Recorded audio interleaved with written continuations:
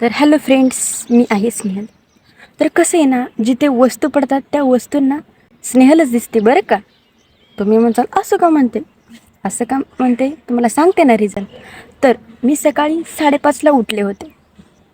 म्हटलं उठायचं, स्टडी वगैरे करायचं. 5:30 ते 6:30 म्हटलं करायचं स्टडी. बट काय झालं काहीच माहिती का, उठल्या उठल्या मला हे हेडफोन सापडले. हेडफोन तर ह्या वस्तूंना मीच दिसते. तर त्यांना माहिती जिथं आम्ही पडू तिथं स्नेहल आम्हाला नेऊन देते सर आणि आमच्या मालकापर्यंत पोहोचवते. सो ह्यांनासुद्धा वेल कॉन्फिडन्स आहे की नाही का, स्नेहल नेऊन आमच्या मालकापर्यंत पोहोचवते. सो मग कोणाचे हेडफोन असतील त्यांनी रेक्टर मॅमकडून आपल्या घेऊन जावा. तर सो गाईज, तर कसं आहे, तर द करिअर ॲच्युअरमध्ये आम्हाला सांगतातच ना, पडली वस्तू घेऊ नये आणि ती आपल्या मालकापर्यंत पोचवावी ब्लॉग थ्रू.